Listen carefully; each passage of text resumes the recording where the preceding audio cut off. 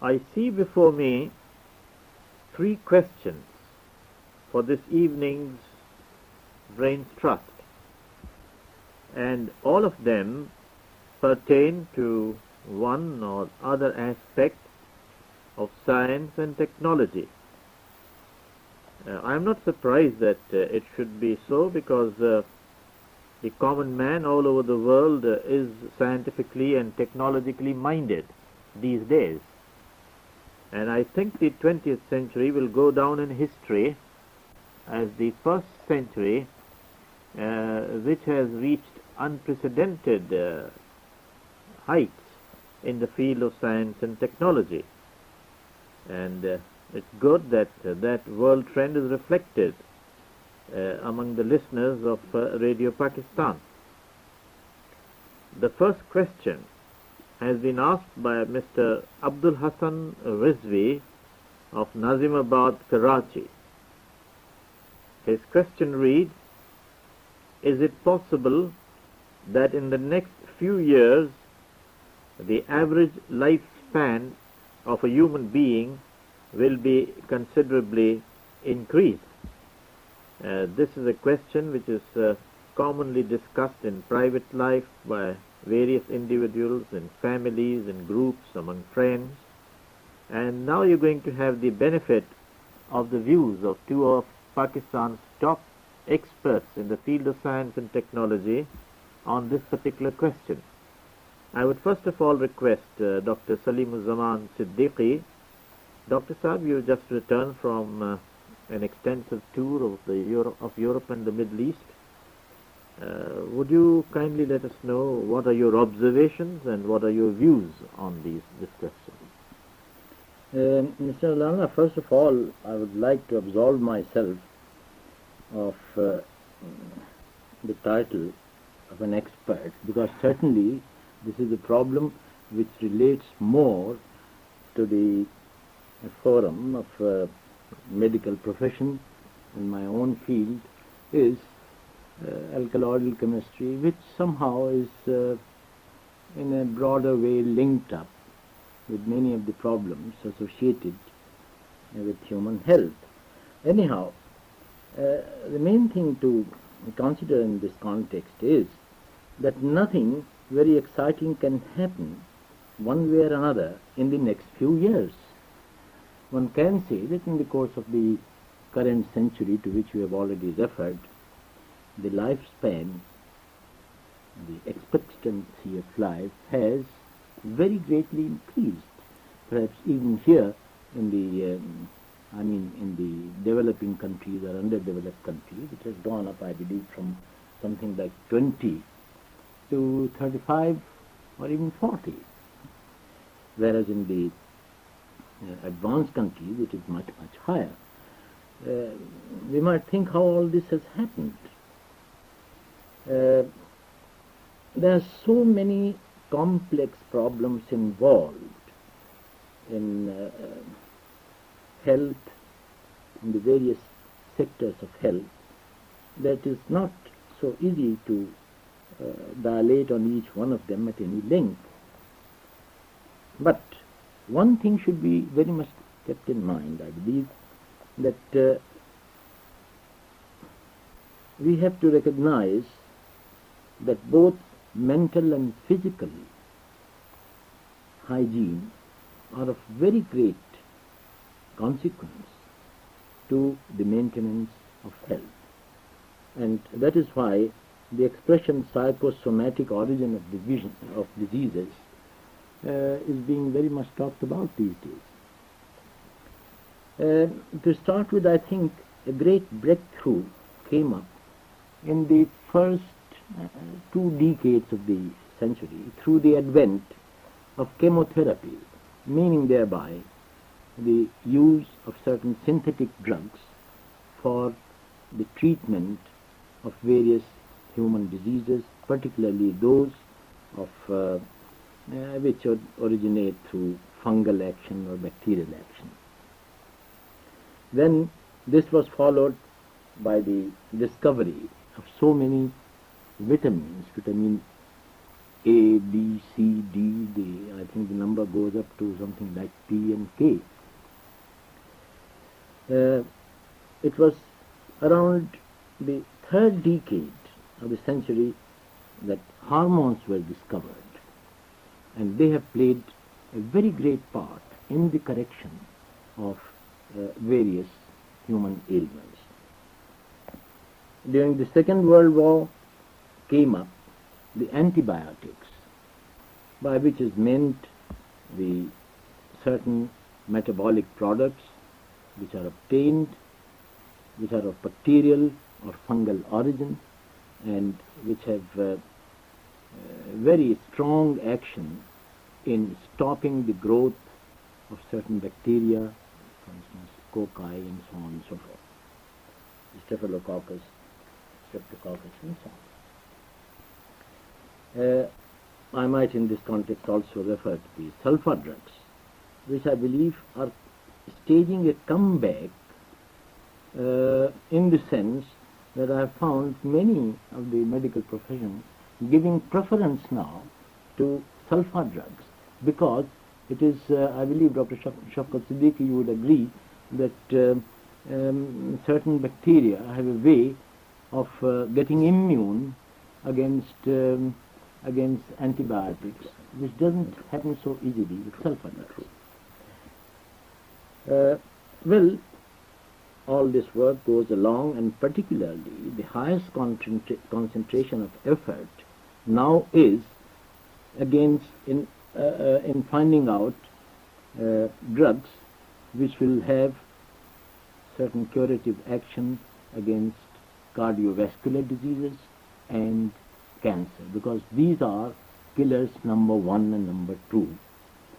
Billions of rupees, of dollars and pounds are being spent on various aspects of a study relating to this problem. I would like to answer some other questions. Thank you very much, Dr. Salim-uz-Zaman sir. We have also with us another great scientist and an expert in this particular field, and that is Dr. Muhammad Shafqat Hussain Siddiqi.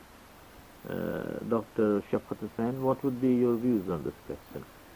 Thank you very much, Mr. Allana. Dr. Salim-uz-Zaman Siddiqi has covered most of the aspects relating to the answers to the question.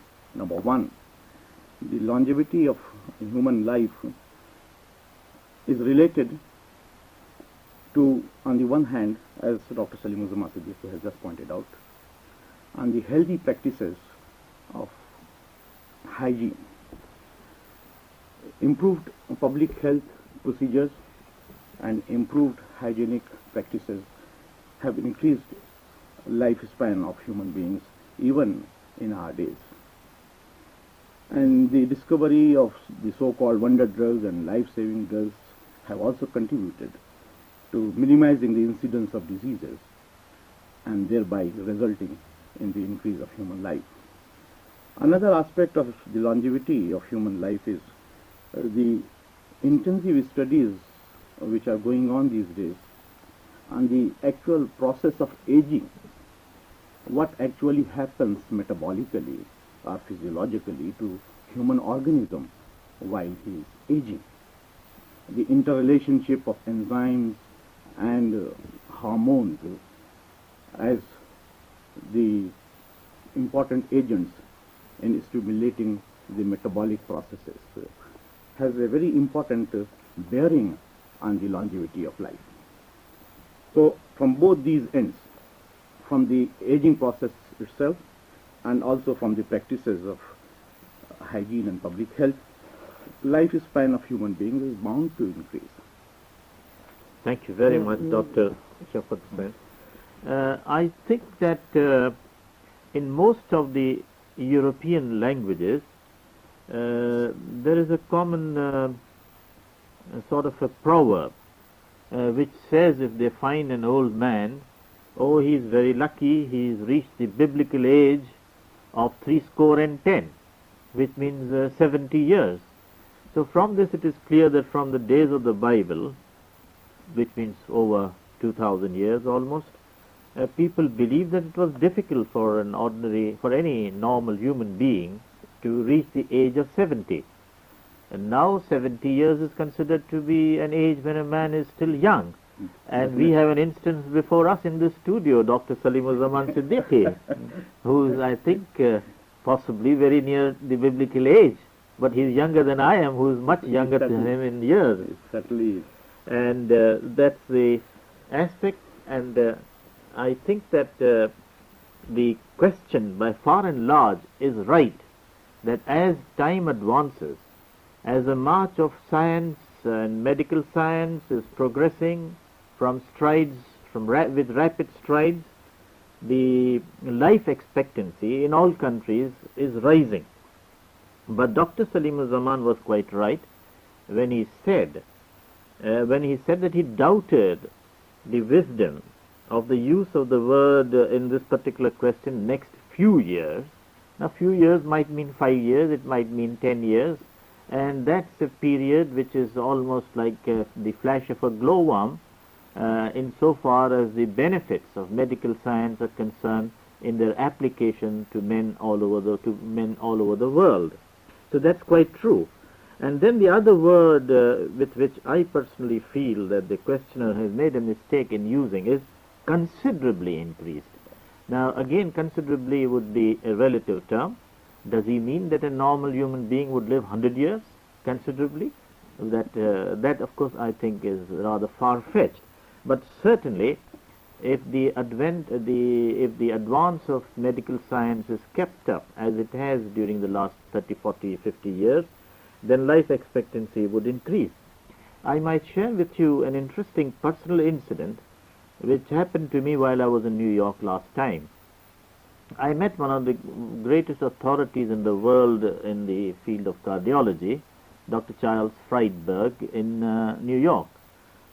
And he told me he was one of the 6 doctors who is engaged on manufacturing an artificial heart. And I said, but doctor, can you manufacture a heart? Oh, he said, yes.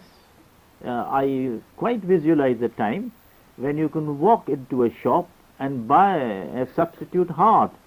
And he said, what is after all a heart? It's merely a pumping machine. That's all, he said.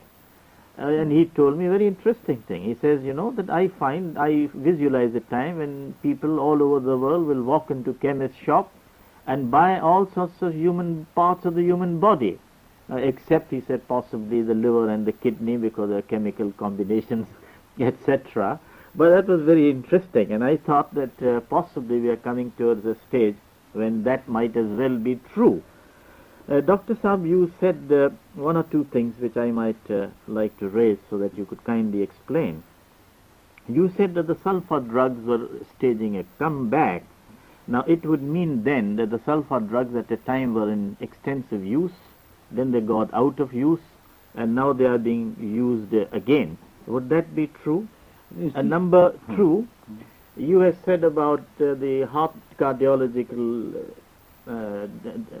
diseases, cardiology, heart diseases, and cancer as killers numbers 1 and 2. And you said that there's a time you conceive and we will have conquered these 2 diseases through the advance of medical science. I certainly agree with you. But there's a third very big killer of human life as civilization advances, modern civilization, and that is road accidents.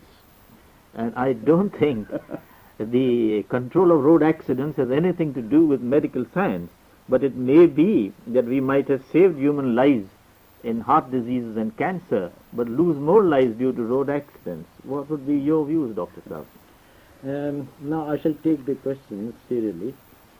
So far as sulfur drugs are concerned, there is no doubt that with the advent of antibiotics, the use of sulfur drugs had gone down a fair bit. It had, yes. And a certain magical property was associated in the shortly after the advent of penicillin, streptomycin and others. But as I said, the relative importance is evening out as between sulfur drugs and antibiotics. The second question about road accidents. Now you see, road accidents, I believe, are 6th in the list of 10.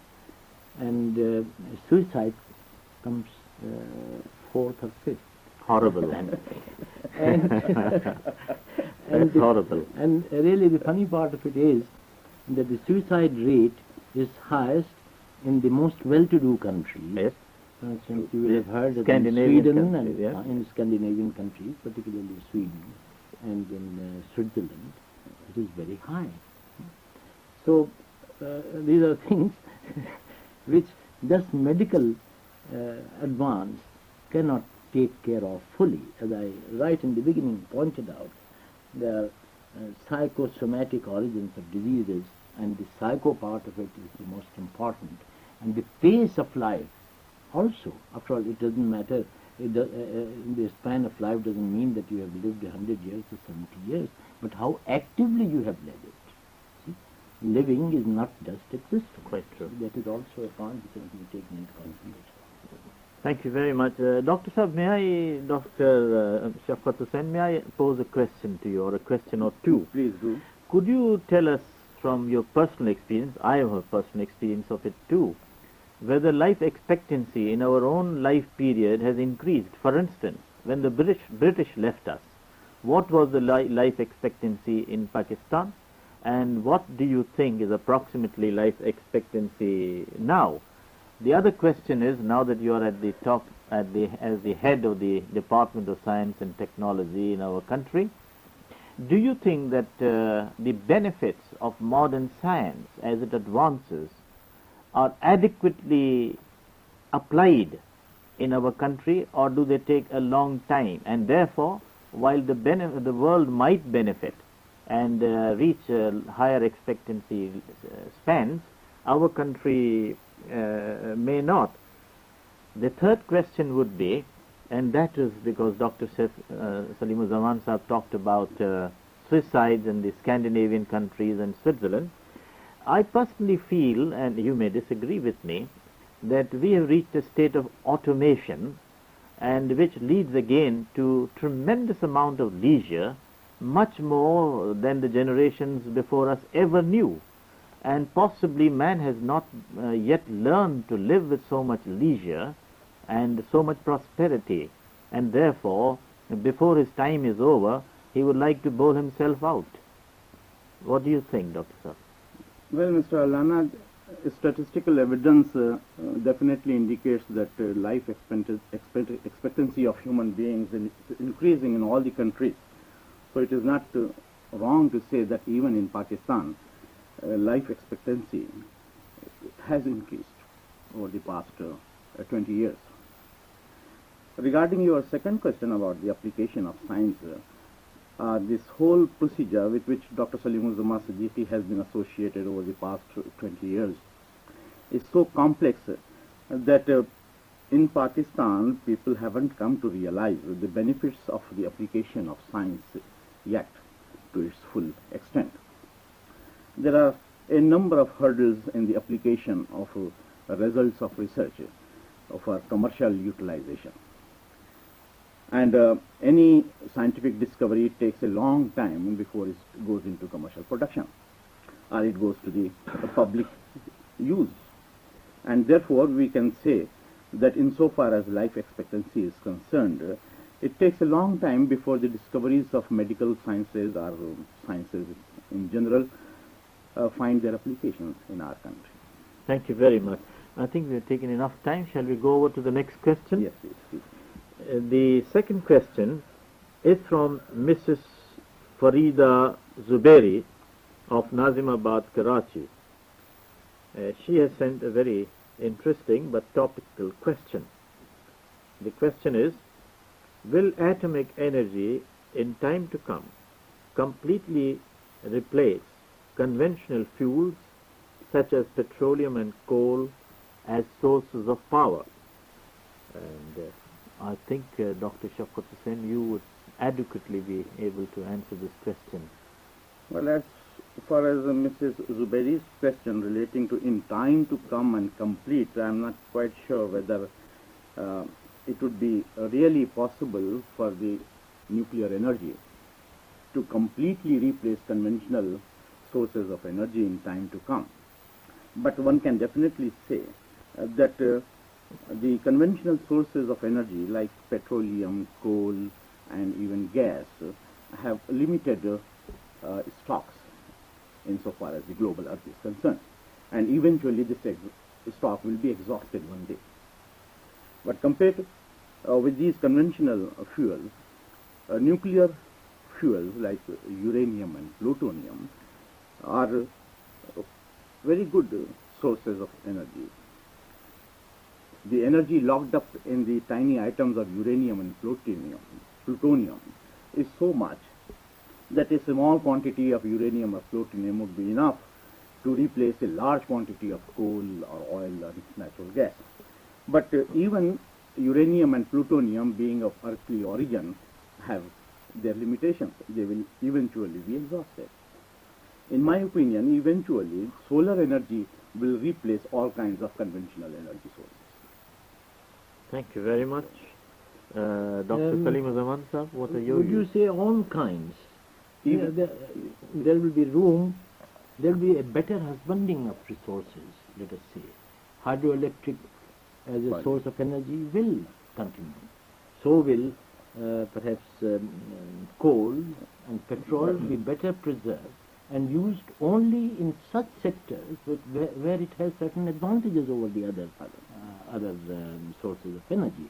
But I fully agree with you that the future of solar energy, and it may take quite a few decades before one comes to really economic methods for the conservation of solar energy. That is the main problem.